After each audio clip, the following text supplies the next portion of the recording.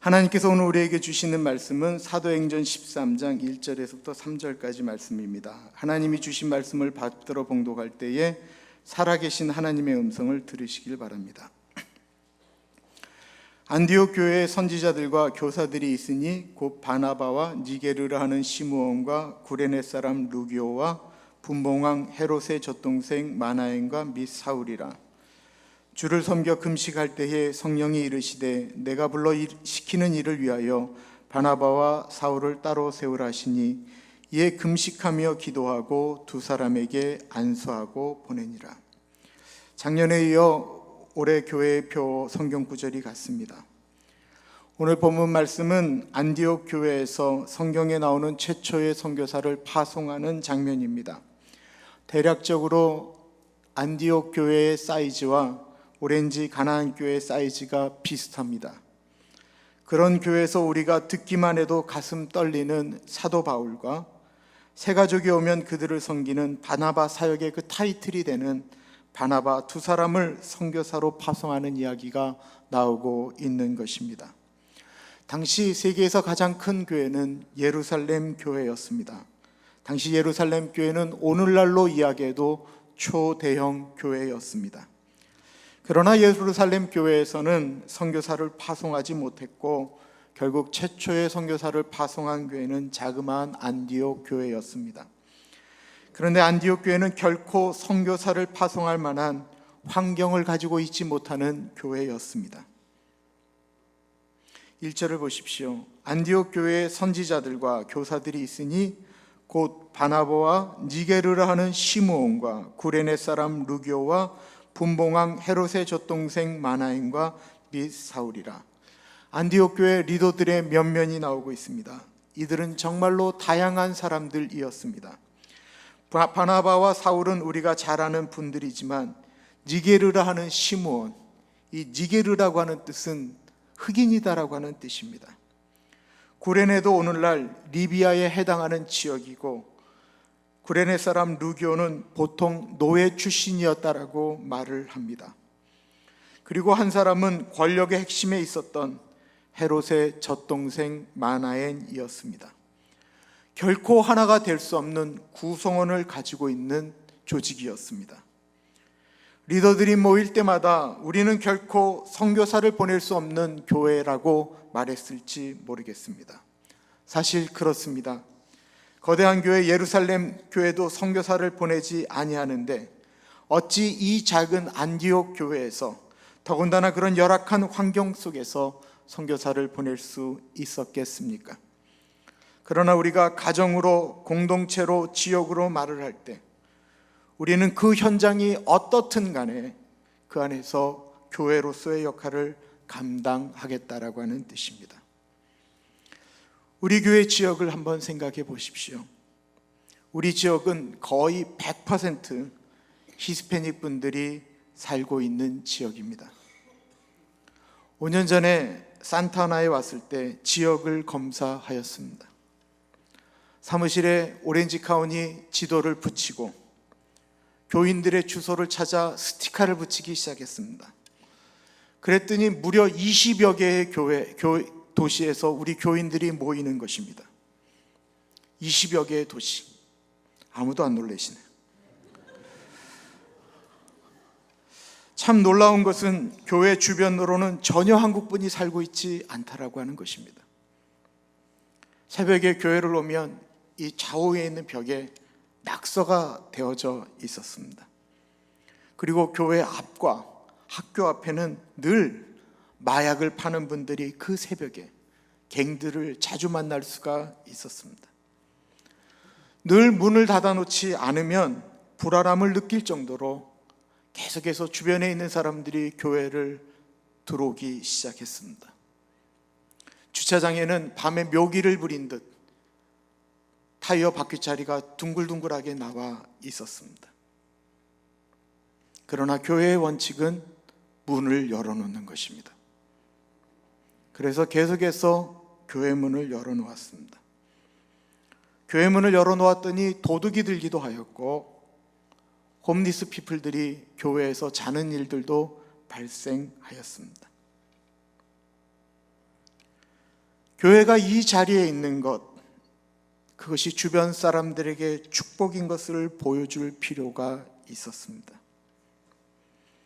교회를 합친 지 정확히 1년이 지난 2012년도가 되어서 마틴 초등학교를 위한 야드 세일을 시작하였습니다. 2014년도가 되었을 때 강단에 꽃을 하는 대신에 그 꽃 헌금을 가지고 외부로 주변 지역에 있는 가정을 섬기는 일을 시작하였습니다. 하루 나가서 홈리스 피플들을 위해서 샌드위치 만들어주는 것도 참 중요하지만 대략적으로 4인 가족이 3, 4일 먹을 수 있는 정도의 박스 70여 개를 만들어 매주 화요일마다 주변에 나누어주는 일을 시작한 지 이제 2년이 되어갑니다.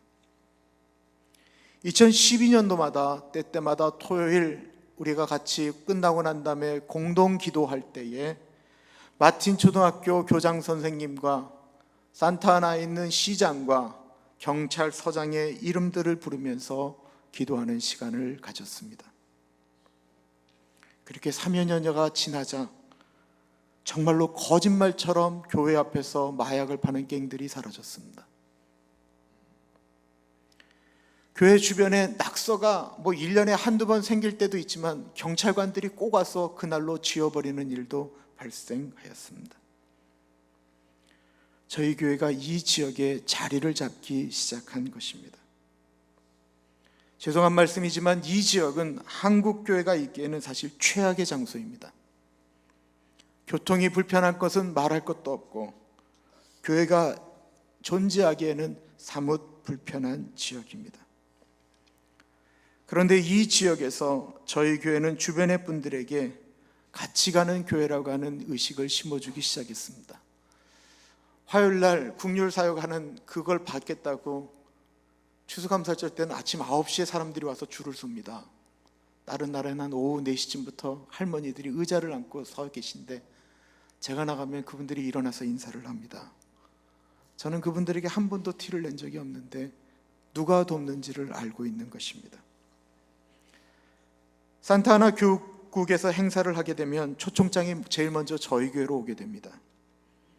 그리고 초청받은 그 자리는 가장 맨 앞자리에 제가 앉게 되어져 있습니다. 왜 그런 줄 아십니까?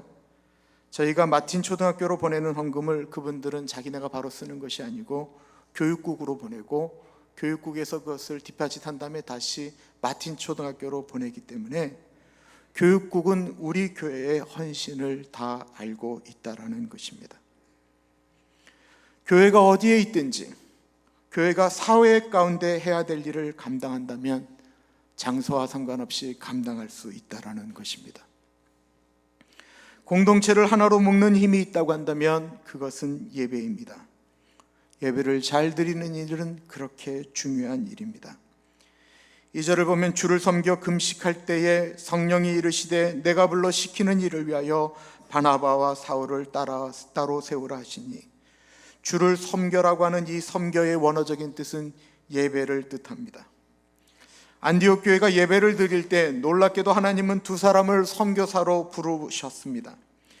그런데 사도행전 13장이면 초대교회 초창기 중에 초창기입니다. 그러면 안디옥 교회에서는 그 하나님의 음성에 한 가지 의문이 생길 수밖에 없습니다. 바나바는 사도행전 2장부터 나오는 하나님의 신실한 사람이고 준비된 사람입니다. 그러나 사울은 다릅니다.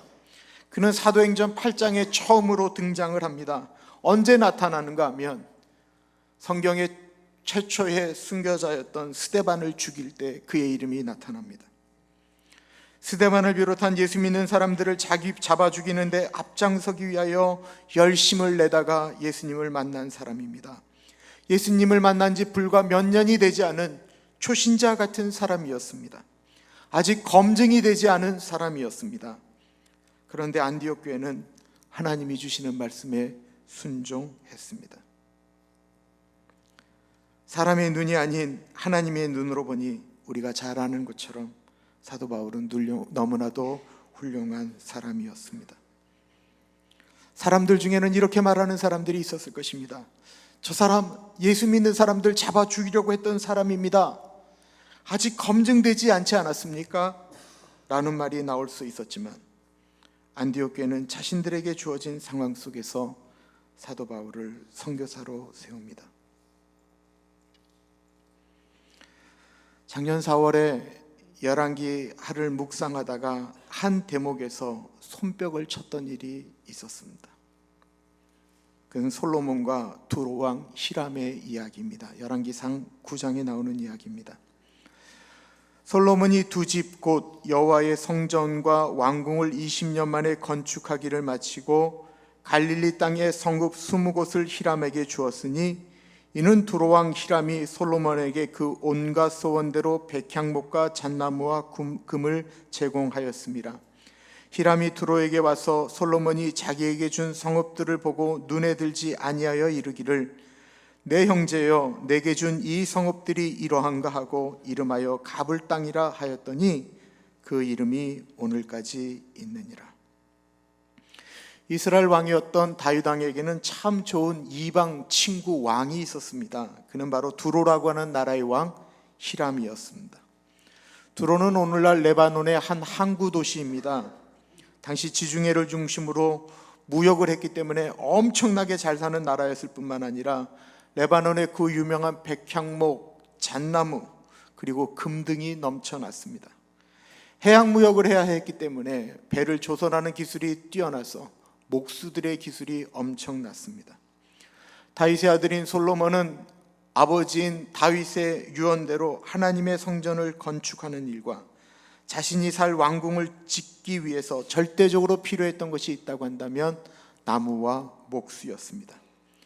그래서 그 일을 열왕기상 5장에 보면 아버지의 친구인 두로왕 히람에게 부탁을 합니다. 두로왕 히람이 그것을 굉장히 좋게 여겨서 나무와 사람들을 보내게 됩니다. 그리고 두로왕 히람이 솔로몬에게 부탁한 조건이 하나 있었습니다. 항구 도시였기 때문에 농경지가 없었습니다. 물건을 팔고 물건을 사야 되는 조건이었는데 솔로몬에게 내가 이것들을 제공할 테니까 솔로몬 당신은 우리에게 양식을 도와달라고 이야기했습니다. 이런 아름다운 관계가 무려 20년 지속되었습니다. 왜냐하면 하나님의 성전과 성전을 건축하는데 20년이 걸렸기 때문에 그렇습니다.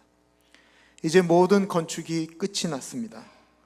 물론 계약으로는 솔로몬이 양식을 20년 동안 지불하였기 때문에 더 이상 줄 선물 같은 것은 필요가 없습니다. 그런데 이 솔로몬이 히람 왕에게 그래도 무엇인가를 좀 선물해야 되겠다라고 하는 부담감을 느꼈는지 갈릴리 호수 지방, 그 갈릴리 지방에 개발되지 않은 20개의 성읍을 주었다라는 것입니다. 사실 당시 솔로몬에게는 이 갈릴리 지역의 20개 성읍은 아무런 도움이 되지 않는다라고 느낄 정도로 황무지 같은 곳이었습니다. 그런데 두로 왕은 당대 최고의 부자인 솔로몬이 20년간의 우정을 생각하면서 준 땅이라고 생각하니까 이 엄청난 땅인 줄 알고 이 두로 왕 히람이 직접 그 땅을 방문하였던 것입니다. 그런데 와서 보니 아직 개발도 안 된 형편없는 땅이었습니다. 그래서 너무 실망한 나머지 솔로몬에게 그 땅 안 갖겠다라고 말하고는 그 땅의 이름을 가불이라고 졌다라는 것입니다. 이 가불이라고 하는 땅의 뜻의 이름은 쓸모없는, 필요없는, 불필요한이라는 뜻입니다. 솔로몬은 당시 최고의 권력을 쥐고 있었습니다. 솔로몬이 아버지와 친구였던 히람 왕의 20년 호의에 비하면 정말로 형편없는 일을 한 것이 맞습니다. 그런데 두로 왕이 그 가불 땅에 보지 못한 것이 있었습니다. 앞에 말씀드린 대로 두로는 해양 무역을 함으로써 엄청나게 잘 사는 나라였습니다. 지금도 발굴된 두로의 도로를 보면 다 대리석입니다. 그들의 왕궁도 엄청나게 아름답습니다. 그러니까 두로 왕은 화려하고 보기 좋은 것만이 좋은 것이다라고 생각을 했습니다. 늘 좋은 것, 화려한 것만을 보고 살았던 두로 왕에게 솔로몬이 선물한 그 땅은 형편없는 땅 맞습니다. 그런데 생각해 보십시오. 그 형편없는 땅 옆에는 갈릴리 호수가 있었다라는 것입니다.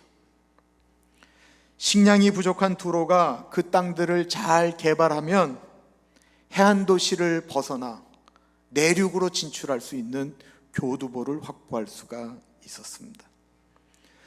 그리고 지도상으로 보면 두로와 갈릴리는 대단히 가까운 거리에 있었습니다. 그런데 두로 왕은 그 땅이 눈에 보이기에 가능성이 없는 땅이라고 생각해서 그 땅을 쓸모없는 땅, 가치 없는 땅이라고 여기고는 거절한 것입니다. 역대하 6장 1, 2절에 보면 참 묘한 이야기가 하나 나옵니다. 솔로몬은 히람 왕에게 돌려받은 그곳에 도시들을 세우고 사람들을 이주시켰습니다.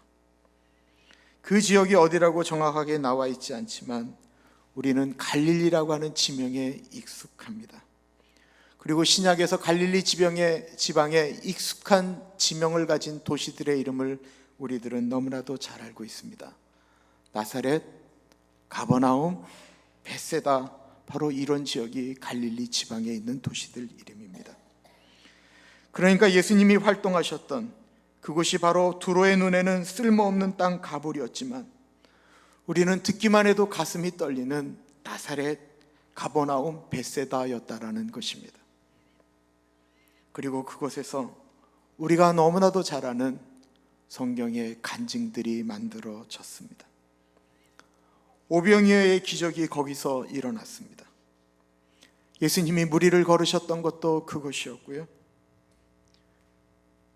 베드로에게 요한의 아들 시몬아, 네가 다른 사람들보다 나를 더 사랑하느냐 3번을 물으셨던 곳이 바로 그곳입니다.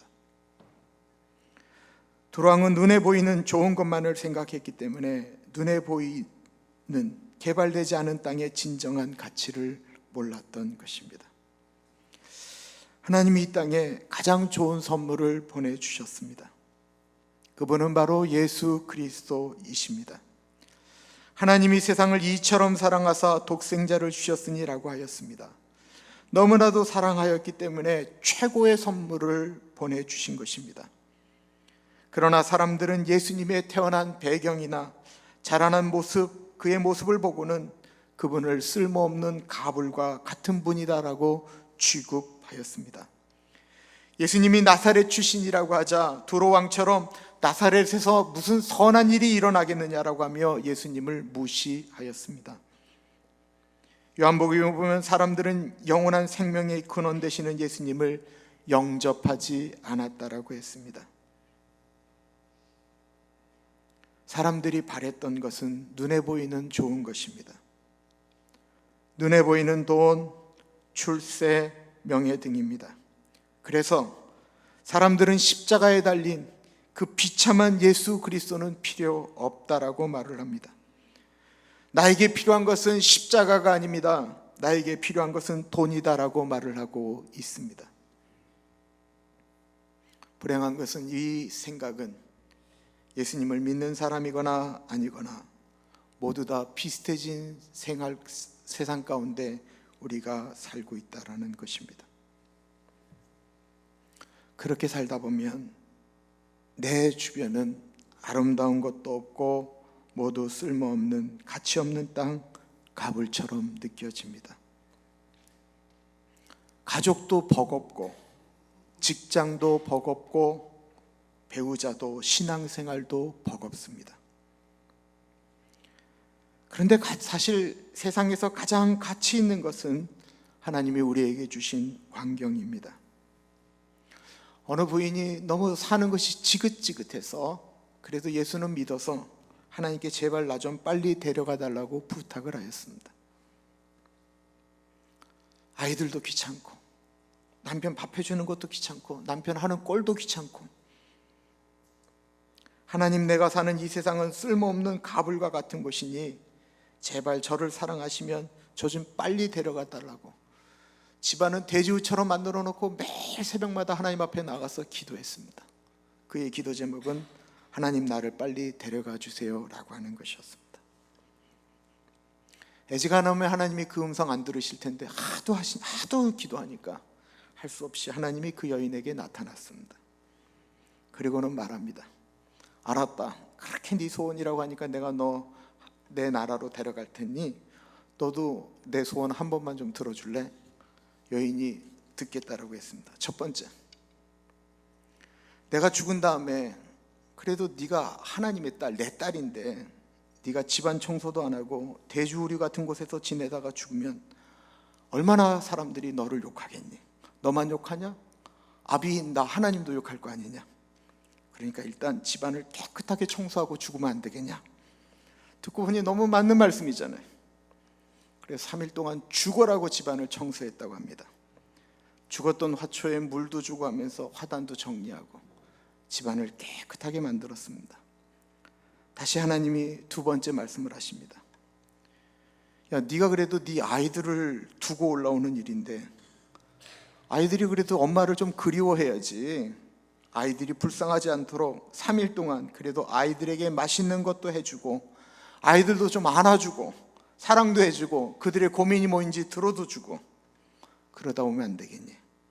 그것도 맞는 말인지라 3일 동안 안 하던 요리도 하고 아이들과 대화도 하면서 아이들에게 최선을 다했습니다. 이제 내가 제일 마지막으로 좀 어려운 부탁 하나 하자. 네 남편에게 3일만 잘해주면 안 되겠냐? 그 얘기 듣는 순간 이 여인의 마음 가운데 욱하고 올라오는 경기가 일어나지만 하나님이 이렇게 말씀하시는 거예요. 하나님 굉장히 지혜로우신 분이세요. 야, 너 죽은 다음에 네 남편이 하나님 감사합니다, 잘 데려가셨습니다 라고 얘기하면 얼마나 신경질 나겠냐? 아쉬워하고 그래야 되지 않겠니? 말씀을 듣고 보니 맞는 말이잖아요. 제일로 하기 싫은 일이지만 3일 동안 내가 순교하는 마음으로 남편에게 애교도 부리고 남편이 좋아하는 음식도 준비하고 남편이 좋아하는 모습도 하고 화장도 하고 그리고 3일 동안 남편에게 최선을 다했습니다.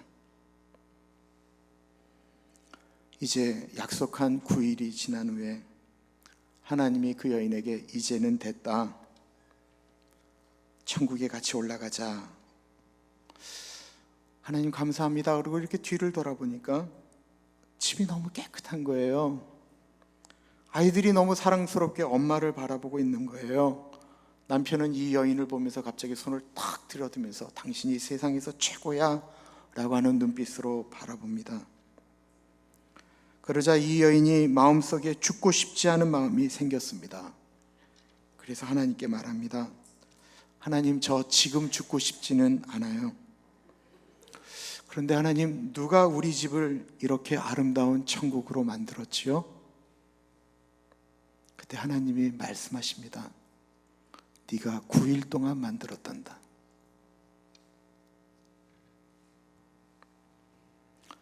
사랑하는 가나안 공동체 여러분, 지금 내가 가지고 있는 그 환경, 절대로 쓸모없는 가불이라고 생각하지 마십시오. 내 가정을, 내 공동체를, 내가 처해 있는 일터나 그 지역을 절대로 우습게 여기지 마십시오. 왜 자신에게 주어진 가족을 비하시킵니까? 왜 자신이 속한 직장 공동체를 우습게 여깁니까? 우리가 처해 있는 환경 가운데서 만나는 사람들, 지금 눈에 보이는 그것으로 평가할 수 없는, 그것은 하나님이 우리에게 주신 보석과도 같은 곳입니다. 그 보석을 찾는 것은 다른 사람의 몫이 아닌 바로 나의 몫입니다. 쓸모없는 갑을 땅을 기경하여 아름다운 갈릴리 나사렛으로 만드는 2016년도가 되기를 기도합니다. 기도하겠습니다.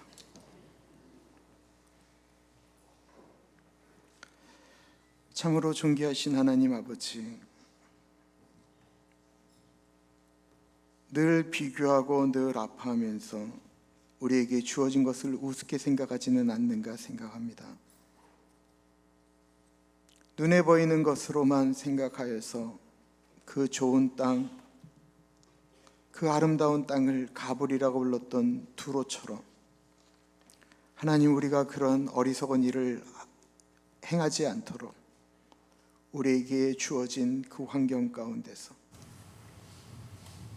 가정에서, 공동체에서, 지역에서, 세계로 나아가는 우리 자신, 우리 교회, 우리 공동체가 되어줄 수 있도록 하나님 인도하여 주옵소서.